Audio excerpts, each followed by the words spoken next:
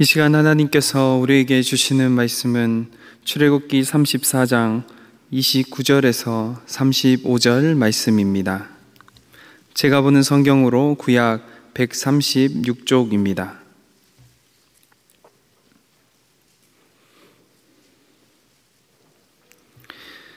하나님의 말씀을 봉독하겠습니다. 모세가 그 증거의 두 판을 모세의 손에 들고 시내산에서 내려오니 그 산에서 내려올 때 모세는 자기가 여호와와 말하였으므로 말미암아 얼굴 피부에 광채가 나나 깨닫지 못하였더라. 아론과 온 이스라엘 자손이 모세를 볼 때에 모세의 얼굴 피부가 광채가 남을 보고 그에게 가까이 하기를 두려워하더니 모세가 그들을 부르매 아론과 회중의 모든 어른이 모세에게로 오고 모세가 그들과 말하니 그 후에야 온 이스라엘 자손이 가까이 오는지라. 모세가 여호와께서 시내산에서 자기에게 이르신 말씀을 다 그들에게 명령하고 모세가 그들에게 말하기를 마치고 수건으로 자기 얼굴을 가렸더라.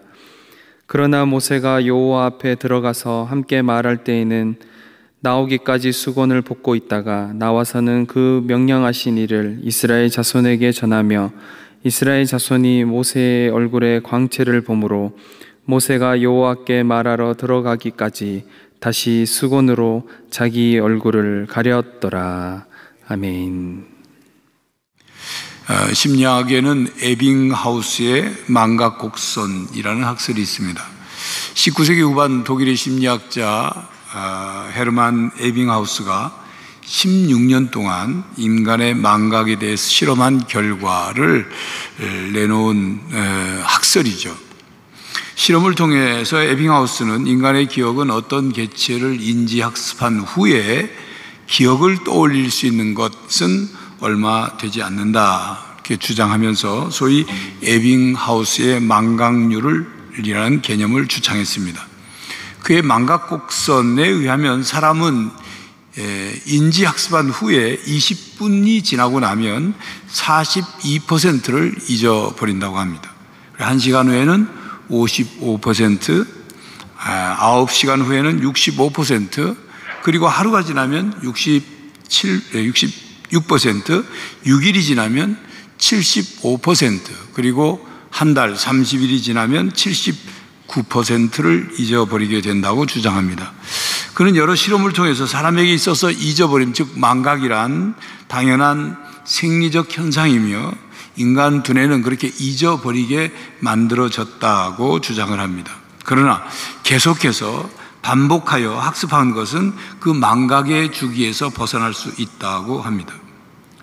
여러분, 기억하고 싶지 않은 경험과 과거를 잊는 것은 망각의 은혜라고 말할 수 있을 것입니다. 기억해봐야 내 정신건강에 하나도 이롭지 않은 것을 굳이 기억하려고 애쓸 필요는 없습니다. 다시 돌이킬 수도 없고 바꿀 수도 없는 과거의 후회스러운 실수와 경험을, 그리고 또 누가 나에게 서운하게 한 것, 돈 떼인 것, 기억할 때마다 화가 치밀어 오르는 일을 잊지 못하고 생생하게 기억하고 있어 봐야 내 마음만 상하고 내 정신건강에 치명적인 독이 될 것입니다. 그런데 그런 것들은 참으로 이상하게 잘 잊혀지지 않는다는 것, 그것이 문제입니다. 그런 면에서 잊으려고 노력하지 않아도 잊혀지는 망각은 분명히 은혜이고 축복임에 틀림이 없습니다. 자, 그렇지만 마땅히 기억해야 할 것을 기억하지 못한다고 한다면 이건 안타까운 일이고, 잊어버려서는 안 되는 것을 잊어버리게 된다면 인생의 중요한 가치와 경험을 잃어버리게 되는 것입니다. 나라와 민족도 마찬가지입니다. 우리는 역사를 잊은 민족은 미래가 없다는 말을 기억해야 합니다. 그리고 3.1 운동 정신을 기억해야 하고 일제치하 36년의 역사를 기억해야 합니다. 그리고 6.25 전쟁의 비극을 기억해야 하고 4.19의 정신과 5.18의 정신을 잊지 말아야 합니다. 그래야 우리 민족의 미래가 있습니다. 그런데 성경을 보면 이스라엘 백성들의 문제점은 너무 빨리 잊어버린다는 것입니다. 하나님께서 행하신 일을, 또 하나님께서 주신 말씀을, 하나님께서 베푸신 은혜를 너무 빨리 잊어버렸습니다. 출애굽하는 과정에서 그들이 경험한 하나님의 구원의 역사, 구원의 손길을 너무도 빨리 잊어버렸습니다. 10가지 재앙으로 애굽 백성에게는 어떻게 하셨는지, 이스라엘 백성에게는 어떻게 하셨는지, 또 홍해바다를 갈라 마른 땅을 밟고 홍해바다를 건너게 하신 것, 그리고 낮에는 구름 기둥으로 밤에는 불 기둥으로 인도하신 것, 만나와 메추라기로 먹이신 것, 그리고 반석에서 물이 솟아나와 그 물을 먹게 하신 것, 이 모든 것을 통해서 하나님이 어떤 하나님이신지를 보여주셨고 경험케 하셨지만, 이스라엘 백성들은 하나님과 하나님의 은혜를 너무 쉽게 잊어버렸습니다. 그 결과 하나님에 대한 믿음이 쉽게 사라지고 눈에 보이는 것에 쉽게 마음을 빼앗겼습니다. 수시로 하나님을 잊어버렸고, 그리고 문제를 만날 때마다 하나님께 불평하고 원망했습니다. 모세가 시내산에 올라 40일 후에 하나님께서 주신 십계명, 즉 하나님의 백성이 어떻게 살아야 하는지를 적어주신 10가지 계명이 적힌 2개의 돌판을 들고 내려올 때, 모세를 기다리던 이스라엘 백성들은 시내산 아래에서 금송아지를 만들어 놓고 그 앞에 제단을 쌓고 번제를 드리고 화목제를 드리며 먹고 마시고 뛰며 춤을 추었습니다. 금송아지를 만들어 그것이 하나님이라고 섬긴 것입니다. 이방 종교의 광란의 의식을 행한 것이죠. 그들은 그날 아침에도 하나님께서 내려주신 만나를 먹었습니다. 하나님의 은혜를 받았습니다. 그런데 그들은 하나님을 잊은 것입니다. 그동안 하나님께서 베풀어 주신 은혜로 살아왔고 건강하고 안전하게 보호해 주시는 삶을 살아왔는데도 금송아지를 만들어 놓고 금송아지가 자신들을 애굽 땅에서 인도해낸 신이라고 외치고 있었던 것이죠. 그런 그들을 시내산에서 내려오던 모세가 보았습니다. 그리고 십계명의 2 돌판을 집어던져 깨뜨렸습니다. 그리고 그들이 만든 송아지를 불살라 부수어서, 그리고 가루를 만들어 물에 뿌려 이스라엘 백성들에게 다 마시게 하였습니다. 에빙하우스가 주장하는 망각곡선에 따르면 1개월, 30일이 지나면 79% 이상을 기억하지 못한다고 했는데 40일이 지났으니 그 이상으로 망각곡선이 나타났을 것이라고 우리는 충분히 추측해 볼 수 있을 것입니다. 모세가 시내산에 올라가 있는 동안 이스라엘 백성들은 하나님께서 그들을 어떻게 구원하셨는지, 여기까지 어떻게 인도하셨는지, 그리고 어떻게 하늘의 복을 부어 주셨는지를 기억하지 못했습니다. 망각했습니다. 어쩌면 그들은 영적 치매에 걸린 것일 것입니다. 오늘 본문 말씀은 모세가 시내산에 다시 올라가 십계명을 기록한 2 돌판을 다시 가지고 내려오는 내용입니다. 하나님께서 이스라엘 백성에게 다시 기회를 주신 것이죠. 진노하고 모두 멸망시킬 수도 있으셨지만 하나님은 모세의 중보기도를 들어주셨고 이스라엘 백성들에게 다시 기회를 주셨습니다. 하나님의 백성이 어떻게 살아야 하는지 10가지 계명을 돌판에 다시 적어주셨죠. 그들이 잊지 않도록, 그들이 가슴속에 새기도록, 그들이 하나님 백성답게 살 수 있도록 다시 기회를 주신 것입니다. 하나님의 백성들의 정체성은 하나님의 구원의 역사를 통해서 발견하게 됩니다. 그리스도인의 정체성은 나를 구원하기 위해서 말로 표현할 수 없을 만큼 끔찍한 고통과 아픔의 자리인 십자가, 바로 그것을 기억하면서 발견될 수 있습니다. 십자가는 언제나 우리뿐만 아니라 하나님에게도 아픔과 고통의 기억이지만 우리는 그것을 기억할 때 우리가 하나님의 사랑이 우리에게 어떻게 나타났고 우리가 거기에서 어떤 존재가 되었는지를 바르게 기억할 수 있는 것입니다. 기독교 신앙의 기초는 하나님의 사랑과 은혜에 있습니다. 하나님은 우리가 죄인일 때도 우리를 사랑하셨습니다. 그리고 예수 그리스도를 통해 구원의 길을 열어주셨습니다. 이 은혜를 우리는 매일 되새기며 살아가는 것, 그것이 중요합니다. 예수님의 십자가의 죽음과 부활을 통한 구속사역은 기독교 신앙의 핵심입니다. 예수님의 고난과 희생이 우리의 죄를 사해 주셨음을 항상 기억하고 감사해야 하는 것입니다. 여러분, 기억하지 못하면 사람과 사람 사이의 관계도 멀어지고 갈라집니다.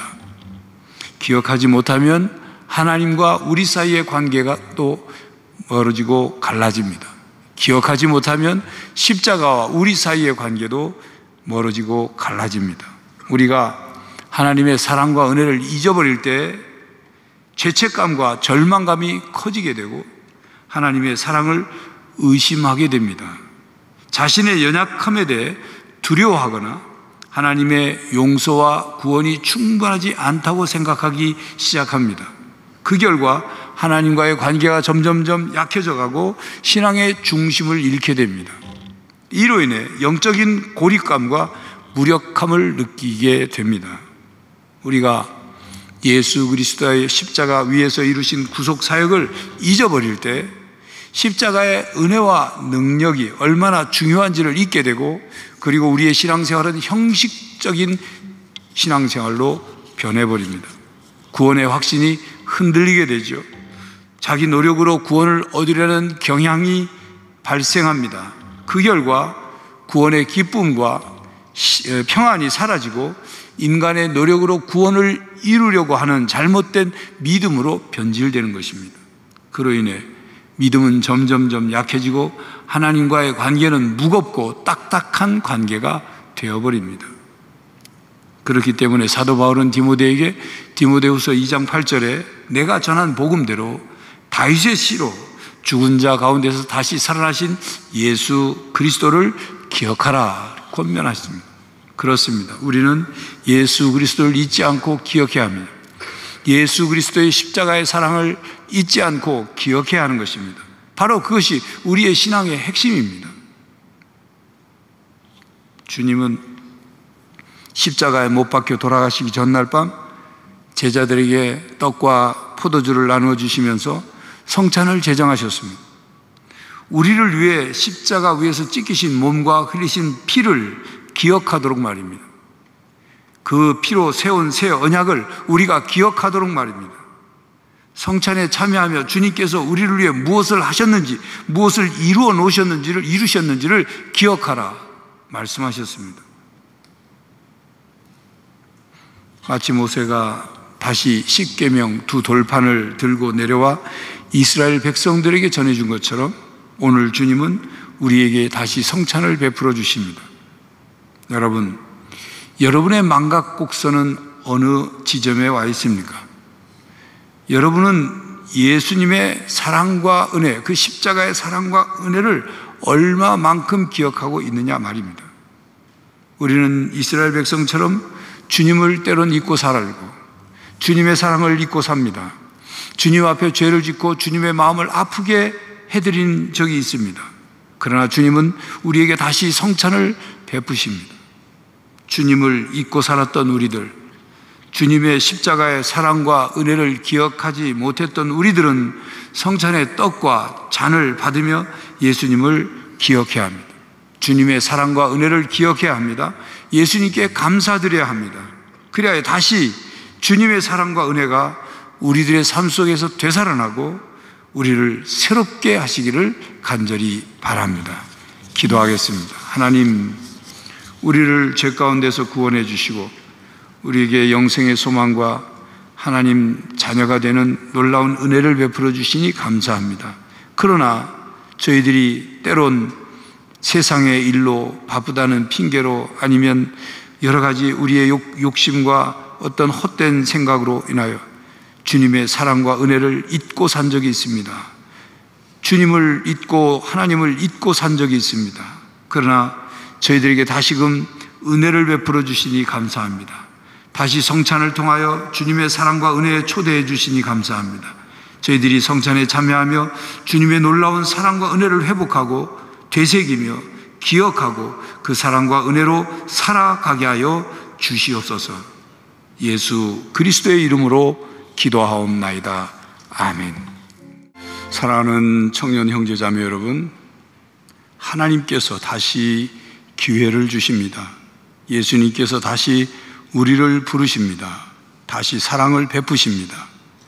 예수 그리스도의 십자가의 사랑과 은혜를 잊지 마십시오. 그리고 그 사랑과 은혜로 살아가는 형제 자매들이 되시기를 간절히 바랍니다.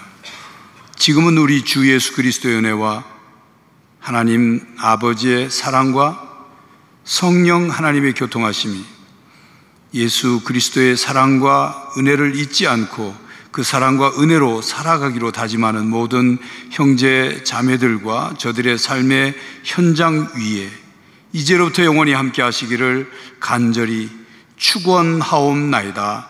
아멘.